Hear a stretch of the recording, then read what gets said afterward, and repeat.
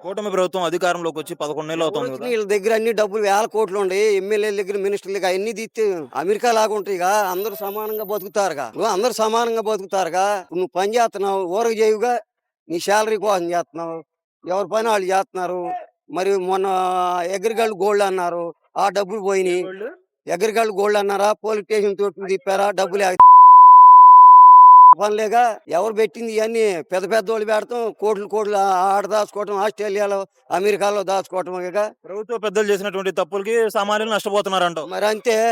మరి ఏడే ఉండొచ్చుగా ఇండియాలోనే. మరి అమెరికా, ఆస్ట్రేలియా, దుబాయ్ వెళ్తాం ఎందుకు వీళ్ళంతా? మరి బతుకుతానికి ఎవరికాళ్ళు చదివించుకొని దూరం పంపుకుంటున్నారు. మరి ఇక్కడ ఆస్తులు కోట్లు కోట్లు ఉండేవన్నీ ఆడ పెట్టుకుంటున్నారు. సిసి బ్యాంకులని, బోస్ బ్యాంకులని.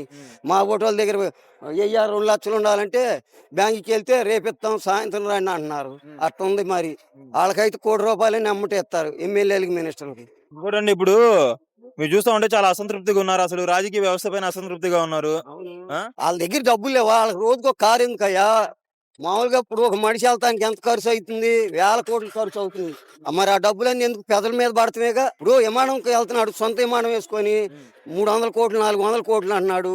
సొంత విమానం ఎందుకు? అది 10 మందికి పెడితే పేదలు బతుకుతారుగా. మరి అమెరికా ఎట్టుందా? ఎవరి పని వాళ్ళు చేసుకున్నా ఒక్కొక్కరికి అపార్ట్మెంట్లు ఉన్నాయి.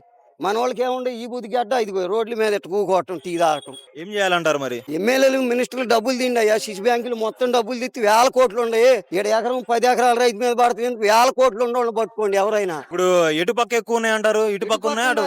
ఎమ్మెల్యేలు, మినిస్టర్ దగ్గర ఎవరి దగ్గర డబ్బులు వేల కోట్లు ఉంటాయి. ఒకళ్ళ దగ్గర 200 300 కోట్లు ఎందుకు? ఒకళ్ళు 200 3 కోట్లు 500 కోట్లు 1,00,000 కోట్లు ఎందుకు?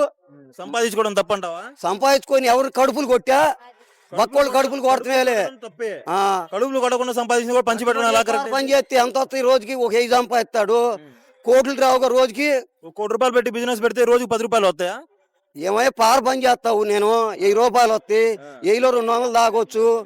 మరి కోటి పెడతావు. కోటి ఆ నుంచి వచ్చినాయి? కోటి సంపాదించుకున్నాడు. ఆ నుంచి వాళ్ళ తాతలు ఇచ్చారు. ఏ తాతలు ఇచ్చారయ్యా? ఎవరో ఒకళ్ళు ఎత్తిన చేయిలు పెట్టారు. ఎవడు చేయి పెట్టకుండా డబ్బులు ఎవడు సంపాయిలా.